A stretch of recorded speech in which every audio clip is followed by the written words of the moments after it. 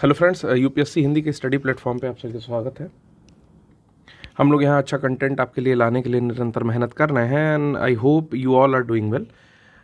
दोस्तों, एक बात बताना चाहता हूँ कि अभी न्यूज़ थ्रू मैप्स का एक लेक्चर सीरीज़ हमारी पब्लिश हुई है, जिसमें मुश्किल से 3 से 4 लेक्चर हैं। और जो भी दोस्त यूपीएससी का एग्ज़ामिनेशन फॉर्म भरे हैं और 16 तारीख को परीक्षा देने जा रहे हैं, एक बारी वो रिव्यू कर लेंगे। और मुझे आशा है कि उस 3 या 4 घंटे 3.5 घंटे के लेक्चर से आपको ज़रूर कुछ ना कुछ लाभ होगा। ठीक है। बाकी जो फ्रेंड नॉर्मल तैयारी कर रहे हैं, जो यूपी पीएससी की कर रहे हैं या फिर यूके पीएससी देना चाहते हैं या आरओ के लिए प्रिपेयर कर रहे हैं, वो लेक्चर सीरीज़ उनके लिए भी है। लेकिन यूपीएससी के लिए खास इसलिए है क्योंकि वर्ष भर की न्यूज़ मैप के थ्रू उसमें पढ़ाई गई है। दोस्तों, एक बात और आपसे कहना चाहता हूँ कि मेरी गुजारिश है कि जब भी आप लेक्चर देखते हो तो आप एक छोटा सा सुझाव या एक छोटा सा कमेंट जरूर करो। एक्चुअली वो सुझाव या कमेंट हमारे 2-3 घंटे की मेहनत को थोड़ा सा बल देता है, क्योंकि जब भी आपके लिए कोई लेक्चर लाया जाता है तो उसके पीछे 1-1.5 घंटे की कम से कम मेहनत होती है। और जब आप कोई कमेंट करते हो तो बहुत क्यूरियोसिटी होती है उसको देखने की और उसी एगरनेस के साथ उसको रिप्लाई करने की। ठीक है। तो बस इतनी सी एक आपके लिए जो है मैं मतलब आप लोगों से गुजारिश है। बाकी माता सरस्वती के आशीर्वाद से सब कुछ बढ़िया चलता रहे। चलिए, आज पहला प्रश्न देखते हैं कि हाल ही में जारी आर्थिक स्वतंत्रता सूचकांक 2023 के संबंध में निम्न कथनों पर विचार कीजिए। तो यहाँ पर 2 स्टेटमेंट दिए हुए हैं। पहला स्टेटमेंट कहता है कि this is the 29th edition of this index, और दूसरा कहता है India got 131st position in this index. ठीक है। तो बात किसकी कर रहा है? बात कर रहा है इकोनॉमिक फ्रीडम इंडेक्स की। ठीक है। अब इसके बारे में जो पहला स्टेटमेंट है वो जो है बिल्कुल करेक्ट है, और जो दूसरा स्टेटमेंट है वो भी 2023 के डेटा के हिसाब से बिल्कुल करेक्ट है। ठीक है। तो ये दोनों डेटा जो है बिल्कुल करेक्ट है और option C will be the correct answer. ठीक है। लेकिन एक बात इसमें और ऐड करना चाहता हूँ। बात क्या ऐड करनी है? बात ये ऐड करनी है कि 2024 का जो आर्थिक स्वतंत्रता सूचकांक है, आर्थिक स्वतंत्रता सूचकांक है, वो आ चुका है और ये आपका 30th एडिशन होगा, 30वां संस्करण है। इसमें भारत की जो रैंक है वो 126 है, 126वीं है। तो नया डेटा भी आपको याद रखना है, यहाँ से याद कर लीजिएगा। बाकी देखते हैं कि इसको जारी कौन करता है। तो इसका प्रकाशन करता है द हेरिटेज फाउंडेशन। ठीक है। कौन जारी करता है? तो द हेरिटेज फाउंडेशन। ठीक है। चलिए, अगला प्रश्न देखते हैं। वर्तमान में the agriculture innovation mission for climate में कितने सदस्य हैं? तो जो एग्रीकल्चर इनोवेशन मिशन है उसको एम फॉर क्लाइमेट कहते हैं। अगर आप गूगल पर सर्च करोगे तो आपको एम नाम से एक साइट मिलेगी, एम फॉर क्लाइमेट करके जो है सारा डेटा इसमें दिया जाएगा। तो कह रहा है कितने सदस्य हैं, तो इसमें टोटल सदस्यों की जो संख्या है वो 55 है। ठीक है। तो ये जो है एग्रीकल्चर इनोवेशन मिशन कैसे आया, इसके बारे में भी कुछ बातें जान जाते हैं कि यूएस से यूनाइटेड स्टेट्स ऑफ अमेरिका और यूएई यूनाइटेड अरब एमिरेट्स, ये दोनों साथ में आते हैं कंट्रीज़, और ये कंट्रीज़ मिल करके जो है क्लाइमेट चेंज उसके साथ साथ ग्लोबल हंगर को, मतलब वैश्विक भूखमरी और जो आपका जलवायु परिवर्तन है, इन दोनों को जो है एड्रेस करते हैं। ठीक है। और इसके साथ साथ ये क्या करते हैं, बहुत सारे पार्टिसिपेंट्स को जुटाते हैं, उनसे इन्वेस्टमेंट की गुजारिश करते हैं। और ये टोटल जो आपका एम फॉर क्लाइमेट है ये 2021 से 26 तक के लिए चलाया जा रहा है। ठीक है। 2021 में ये आया था। तो देख लेते हैं एक्सप्लेनेशन। कह रहा है कि the agriculture innovation mission for climate संयुक्त राज्य अमेरिका एवं संयुक्त अरब अमीरात की संयुक्त पहल है। इसे ग्लासगो यूके में संयुक्त राष्ट्र जलवायु परिवर्तन सम्मेलन, जिसको UNFCCC भी बोलते हैं, United nation framework convention for climate change, इसमें जो है COP26 के दौरान नवंबर 2021 में ये शुरुआत हुई थी इसकी। वर्तमान में इसके 55 सदस्य हैं। तो मैंने आपको बता दिया कि 2021 से लेकर के 2021 से लेकर के 2026 तक का एक 5 वर्ष का टारगेट रखा गया है, जिसमें ये लोग क्या क्या देखेंगे, क्लाइमेट चेंज को एड्रेस करेंगे और ग्लोबल हंगर को एड्रेस करेंगे। ठीक है। तो 2 पॉइंट इसमें भी आप लोग याद रखिएगा। नेक्स्ट प्रश्न पर चलते हैं। अगला प्रश्न है, हाल ही में जारी अंतर्राष्ट्रीय बौद्धिक संपदा सूचकांक 2023 में भारत कौन से स्थान पर रहा? What position did India rank in the recently released international intellectual property index? तो इंटेलेक्चुअल प्रॉपर्टी इंडेक्स में पिछले कई वर्षों से भारत 42वीं पोजीशन पर है, और अगर करंट की बात करें तो भी भारत 42वीं पोजीशन पर ही जो है बरकरार है। तो 42वीं पोजीशन पर रहा, इतनी चीज़ इसमें पूछी गई थी। ये चीज़ 2022 से ही अनचेंज्ड है, ठीक है। अभी जो है इसको जारी कौन करता है? तो यूएस चैम्बर ऑफ कॉमर्स से संबंध ग्लोबल इनोवेशन पॉलिसी सेंटर द्वारा 2012 से ही जारी किया जा रहा है। तो नाम याद रखिएगा, जो एक अमेरिका का वाणिज्यिक संगठन है या कॉमर्शलाइज ऑर्गेनाइजेशन है, उसमें यूएस चैम्बर ऑफ कॉमर्स से संबंधित एक संस्था है, इसका नाम है ग्लोबल इनोवेशन पॉलिसी सेंटर। इसके द्वारा 2012 से ही जारी किया जाता है। इसमें टोटल 55 अर्थव्यवस्थाओं को शामिल किया गया था लास्ट टाइम, और भारत 42वें स्थान पर रहा। वर्तमान में भी भारत जो है 42वें स्थान पर है 38.64 स्कोर के साथ, ठीक है। तो 42nd पोजीशन पर है सेम स्कोर के साथ, ठीक है। अगले प्रश्न को देखते हैं। अगला प्रश्न है कि मानव स्वतंत्रता सूचकांक 2023 के संबंध में निम्न कथनों पर विचार कीजिए।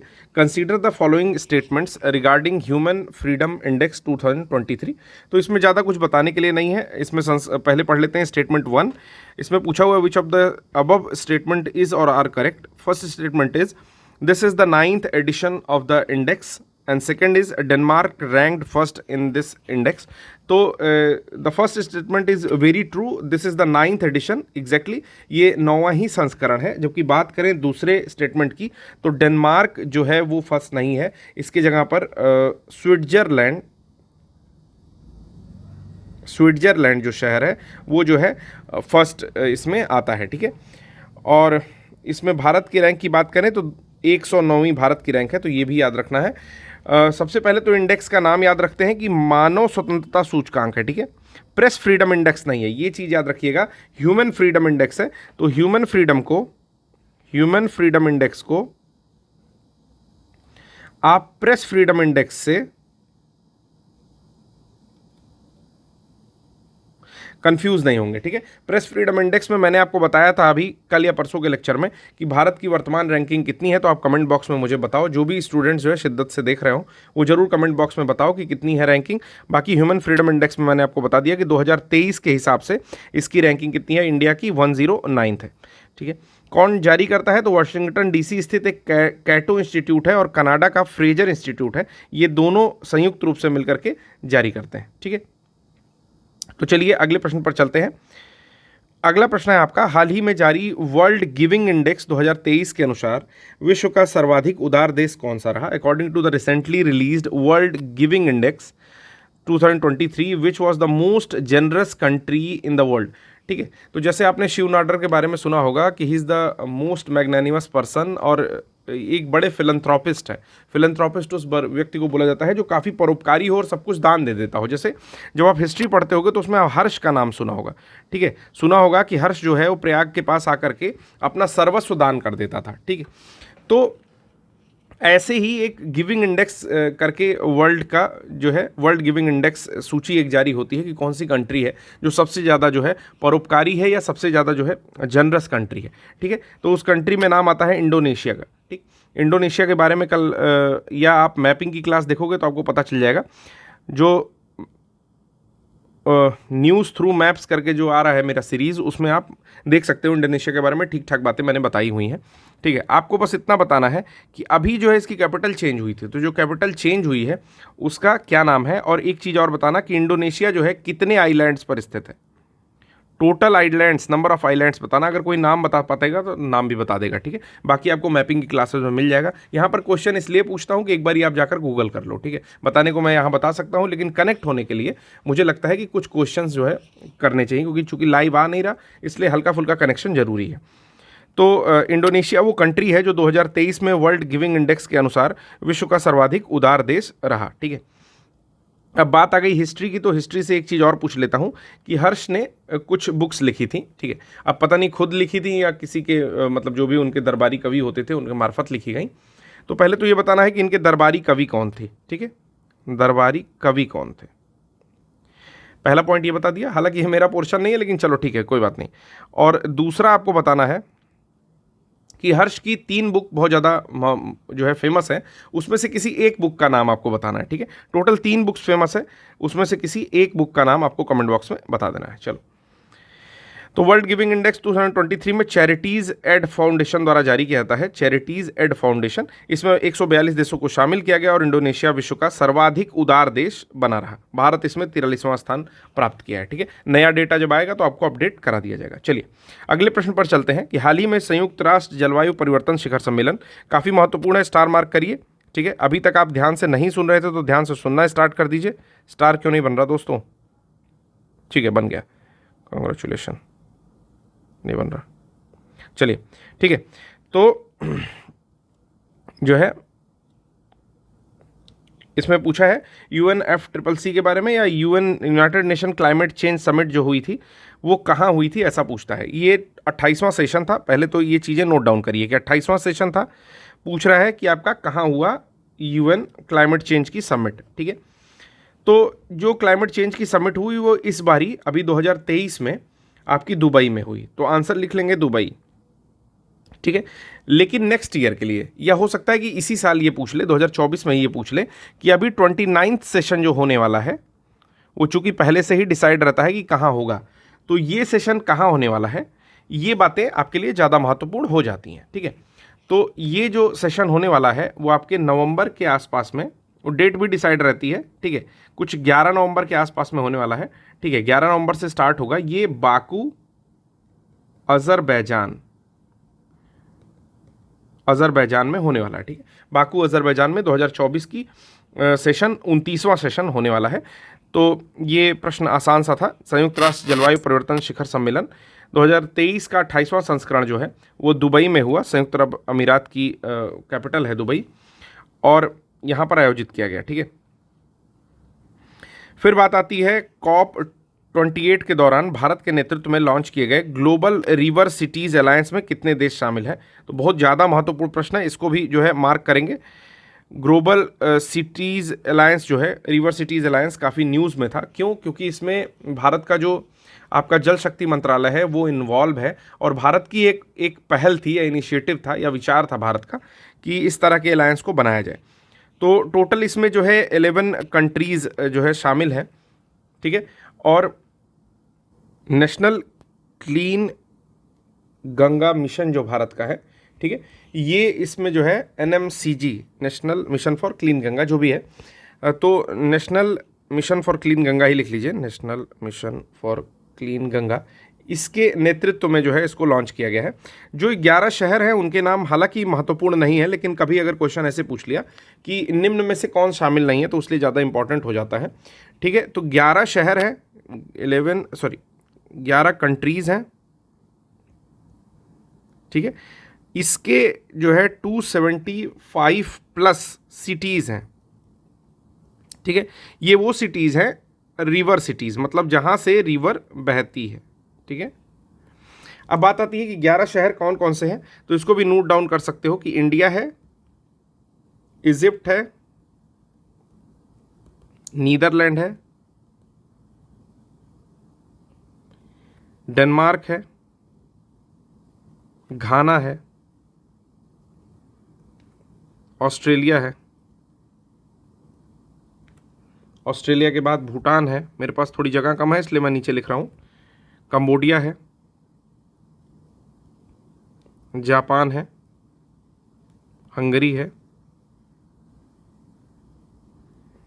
और USA है, ठीक है।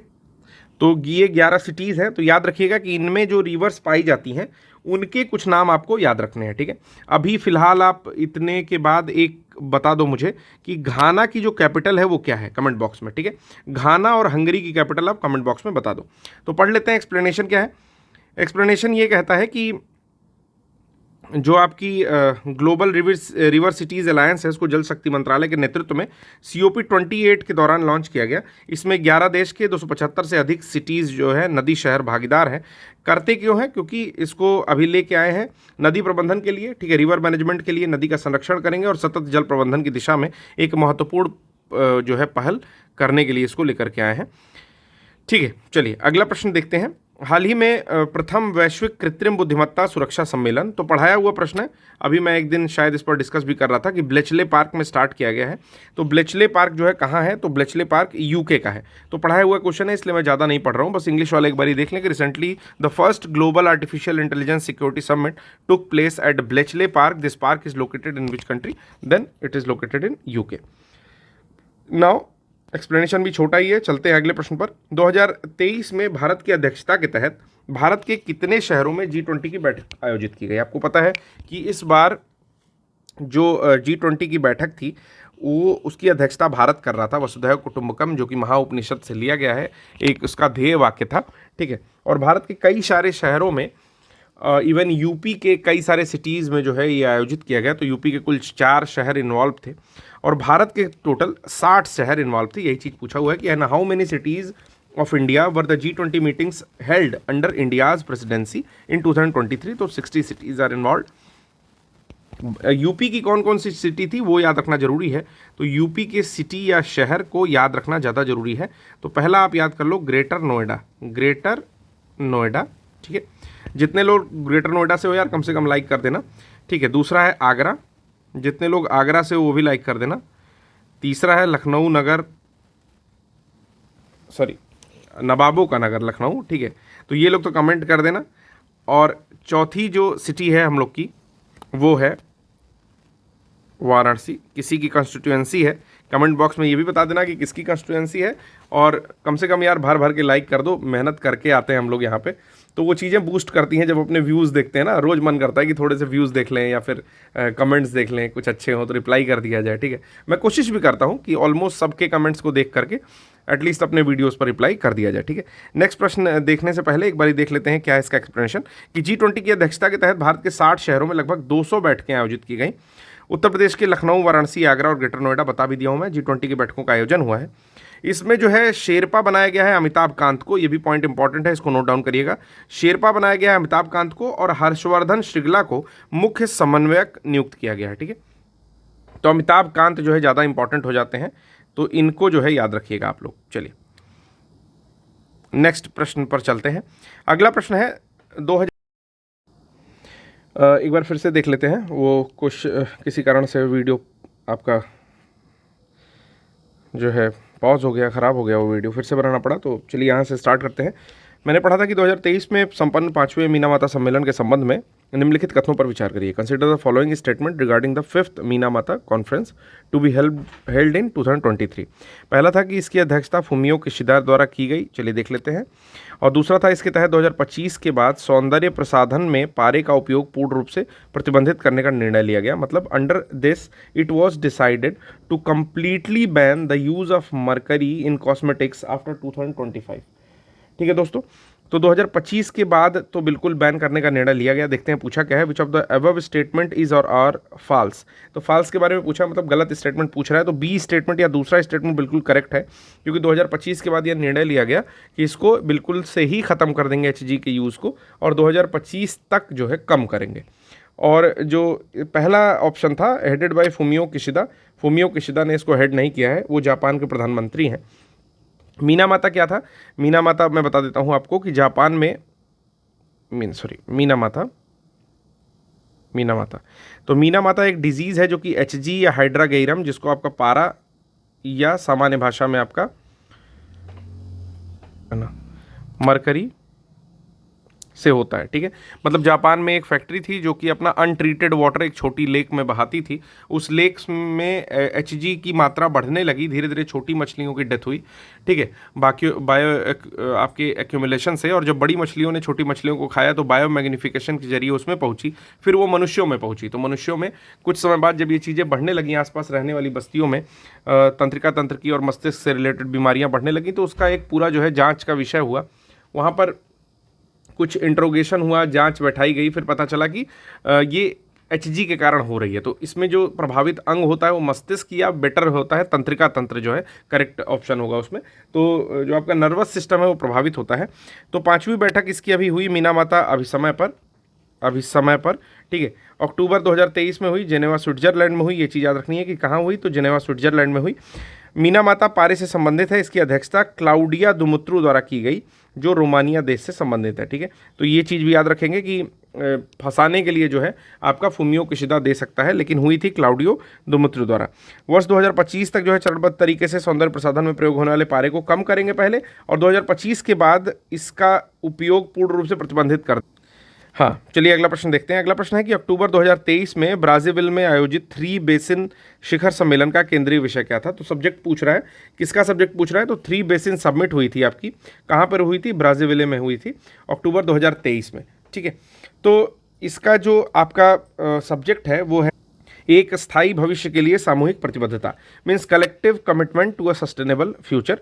तो याद रखना है 3 बेसिन समिट कहाँ हुई? ब्राज़ील में हुई, अक्टूबर में हुई, तो काफ़ी इंपॉर्टेंट है। सेंट्रल थीम आपको बता दिया हूँ, एक स्थायी भविष्य के लिए सामूहिक प्रतिबद्धता।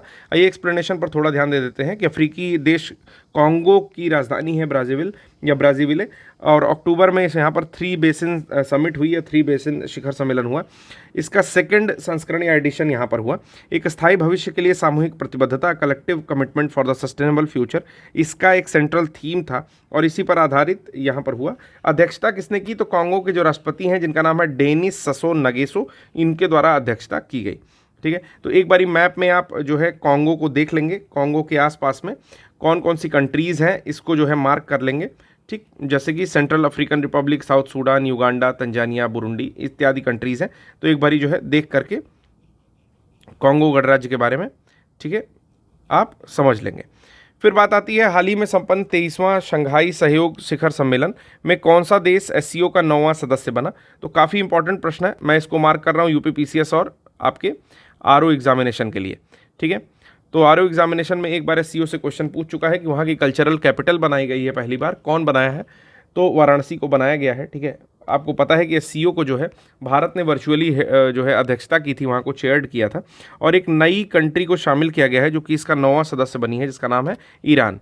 ठीक है, तो काफ़ी इंपॉर्टेंट हो जाता है आपके वनडे टाइप के एग्ज़ाम के लिए, उसके अलावा आरओ और यूपी पीसीएस के लिए भी। ठीक है, तो चलिए देख लेते हैं एक्सप्लेनेशन क्या है कि 23वां शंघाई सहयोग सम्मेलन एससीओ जो है उसको भारत की अध्यक्षता में वर्चुअल प्रारूप से शुरू किया गया। बैठक में प्रधानमंत्री नरेंद्र मोदी जी अध्यक्षता कर रहे थे और ईरान को जो है एससीओ का 9वां सदस्य देश बनाया गया। आपको एक बात और बतानी है कमेंट बॉक्स में कि जो ईरान देश है, यहाँ पर भारत एक बंदरगाह या पोर्ट डेवलप किया है। ठीक है, उस पोर्ट का क्या नाम है? आपको नाम बताना है कमेंट बॉक्स में। ठीक है, जो भी 3 कमेंट सबसे पहले आएंगे मैं उनको अगली बार जो है लेक्चर में सामने ला करके नाम बताऊंगा उनका।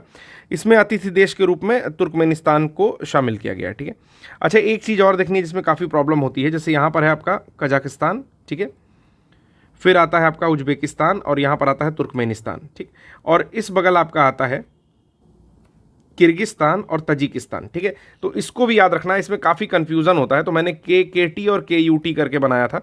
तो एक बारी आप इसको देख सकते हैं कि इस तुर्कमेनिस्तान और उसके आसपास की कंट्रीज़ को याद करना थोड़ा सा जो है टिपिकल होता है, ज़्यादा नहीं, लेकिन इस ट्रिक से आप याद कर सकते हो। चलिए अगला प्रश्न है कि हाल ही में किसे न्यूजीलैंड के प्रधानमंत्री के रूप में चुना गया? 4 ऑप्शन दिया हुआ है, Christopher Mark Luxon, Daniel Noboa, Srettha Thavisin और आपका मैनुअल रोका बाटे। तो यहाँ पर जो है बता देना चाहता हूँ कि जो श्रेया थाविसन है ये आपके थाईलैंड की प्रधानमंत्री हैं और एग्ज़ाम में भी पूछा गया था। ठीक है, तो देखिए किस तरह से एग्जामिनेशन के क्वेश्चन यहाँ पर डिस्कस हो रहे हैं।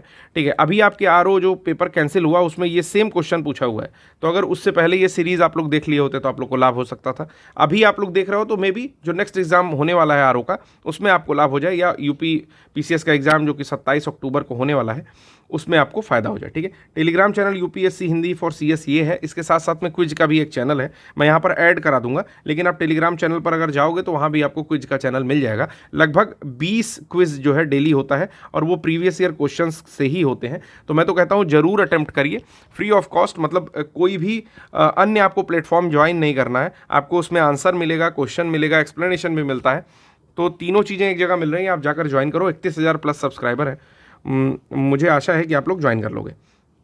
तो जो प्राइम मिनिस्टर हैं न्यूजीलैंड के वो थे क्रिस्टोफर मार्क लुजॉन। ठीक है, यहाँ पर मैनुअल रोका बाटे जो थे ये इक्वेटोरियल गिनी की पहली प्रधानमंत्री, महिला प्रधानमंत्री हैं। ठीक है, इक्वेटोरियल गिनी, पहली महिला प्रधानमंत्री। ठीक है, तो इसको भी जान जाइएगा। आपको अगर पता हो डेनियल नोबोआ कौन है तो आप कमेंट बॉक्स में बता सकते हैं, मुझे अभी नहीं पता है। ठीक है, आंसर ए है इसमें, क्रिस्टोफर मार्क्स लक्सन को न्यूजीलैंड के 42वें प्रधानमंत्री के रूप में चुना गया है। अगला प्रश्न है कि डेनियल नोबोआ किस देश से संबंधित है। Daniel Noboa who was recently in news belongs to which country. तो डेनियल नोबोआ के बारे में पूछ दिया है यहाँ पर। मैं जब भी सोचता हूँ कि एक आंसर आप लोगों से निकलवाऊंगा तो मेरा सारा प्लान फ्लॉप हो जाता है। ठीक है, तो ये जो है इक्वाडोर से रिलेटेड है। ठीक है, डेनियल नोबोआ इक्वाडोर के जो है ये राष्ट्रपति के रूप में इनको चुना गया है, जो कि 48वें राष्ट्रपति हैं। आपको मैप में इक्वाडोर देखना है। ठीक है, ये बताना है कि इक्वाडोर क्या ब्राज़ील के साथ अपनी सीमा लगाता है या नहीं लगाता है, पहला, और दूसरा बताना है कि इसकी कैपिटल क्या है। ठीक है, चलिए अगला प्रश्न देखते हैं कि हाल ही में नेपाल के नवनिर्वाचित राष्ट्रपति, जिसका नाम है रामचंद्र पडौल, ने किस निवर्तमान राष्ट्रपति का स्थान लिया। मतलब ये किसको रिप्लेस कर रहे हैं, रिसेंटली जो चुने गए हैं प्रेसिडेंट रामचंद्र पडौल, ये किसको रिप्लेस कर रहे हैं। ठीक है, तो ये रिप्लेस करेंगे विद्या देवी भंडारी को। ऑप्शन बी जो है करेक्ट आंसर होगा। ठीक है, इम्पॉर्टेंट है काफ़ी न्यूज़ के लिए ये प्रश्न भी। ठीक है, तो ये नेपाली कांग्रेस पार्टी के हैं, ये सब जानने की कोई ज़रूरत नहीं है। विद्या देवी भंडारी को रिप्लेस कर रहे हैं, ये चीज़ ज़्यादा जरूरी है। चलिए, कहता है वर्ष 2023 में अरब सागर में एक तूफान उत्पन्न हुआ, जिसका मतलब ये पहला चक्रवाती तूफान था, तो इसका क्या नाम था।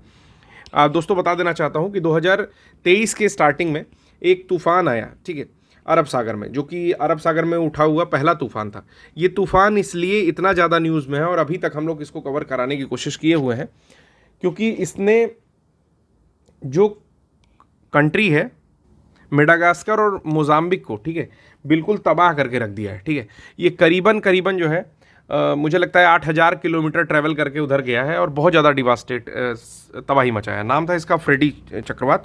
एक बारी मेरे कहने से बस फ्रेडी का जो तबाही है वो सर्च करके देख लीजिएगा कि how Freddy cyclone devastate Madagascar and Mozambique, ऐसे डाल दीजिएगा, आपको सब दिख जाएगा कि कितनी भयानक तबाही जो है इसने मचाई है। हालांकि हमारे न्यूज़ चैनल्स कहीं बिजी रहे होंगे तो उन लोगों ने इसको कवर नहीं किया ढंग से।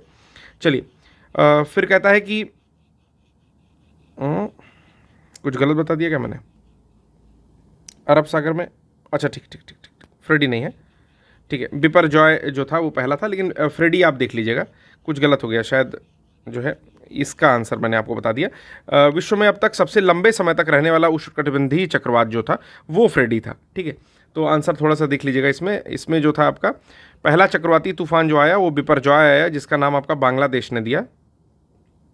ठीक है, बिपरजॉय बांग्लादेश ने दिया। और दूसरा क्वेश्चन जो था कि सबसे लंबे समय तक रहा, लगभग 34 डेज तक रहा, ये 8000 किलोमीटर की यात्रा किया, इसका नाम था चक्रवात फ्रेडी। ठीक है, तो इसमें पूरा एक्सप्लेनेशन दिया है, ज़्यादा महत्वपूर्ण देख लेते हैं कि उष्णकटिबंधीय चक्रवात फ्रेडी जो है पहली बार मेडागास्कर के तट पर लैंडफॉल किया। फ्रेडी चक्रवात ऑस्ट्रेलिया के तट पर विकसित हुआ और दक्षिणी हिंद महासागर को पार करते हुए 8000 किलोमीटर की दूरी तय किया और मेडागास्कर में जाकर लैंडफॉल किया। अब तक के इतिहास में 34 दिन तक रहने वाला सबसे लंबा या सर्वाधिक दिनों तक रहने वाला चक्रवात है। इस चक्रवात को 6 फरवरी तक ऑस्ट्रेलियाई मौसम विज्ञान, मतलब ऑस्ट्रेलिया ने जो है वहाँ का जो मौसम ब्यूरो है उसने इसका नाम दिया था फ्रेडी। फिर नेक्स्ट प्रश्न आता है, राष्ट्रीय सांख्यिकीय कार्यालय द्वारा हाल ही में जारी राष्ट्रीय आय के प्रथम अग्रिम अनुमान 2023-24 के अनुसार वर्ष 2023-24 के लिए कितनी प्रतिशत वृद्धि दर अनुमानित है। तो ये पूछ रहा है कि एनएसओ के अकॉर्डिंग, आपका नेशनल स्टैटिस्टिकल ऑफिस के अकॉर्डिंग कितनी परसेंटेज ऑफ ग्रोथ जो है इस साल एस्टिमेट है 2023-24 के लिए। तो जो एस्टिमेटेड ग्रोथ है वो 7.3 है। इसमें कुछ अपडेशन रिक्वायरमेंट है अपडेशन की, जो मैं आपको अपडेट करके दे दूंगा। अभी फ़िलहाल इसके लिए ही आप जानिए कि 2023-24 में वास्तविक सकल घरेलू उत्पाद की वृद्धि जो है 7.3% अनुमानित है, जबकि पिछले साल ये 7.2 थी। अगला प्रश्न आता है, हाल ही में किसे 16वें वित्त आयोग का अध्यक्ष चुना गया है। इसको आप लोग जो है कमेंट बॉक्स में कमेंट करिएगा। तब तक आज के लिए बस इतना ही। कमेंट बॉक्स में आप लोग कमेंट कर दीजिएगा। कल से यहाँ स्टार्ट करेंगे और कोशिश करेंगे कि 170 क्वेश्चन तक जो है या उससे ऊपर कवर करने की पूरी कोशिश रहेगी। हालांकि कल जो है वो तो मैच भी है इंडिया पाकिस्तान का, तो हो सकता है कल क्लासेस सस्पेंड रहें, परसों हो सकता है क्लास रहे, जैसा भी रहेगा आपको सूचित कर दिया जाएगा। तो लेक्चर देखने के लिए बहुत बहुत धन्यवाद। Thank you.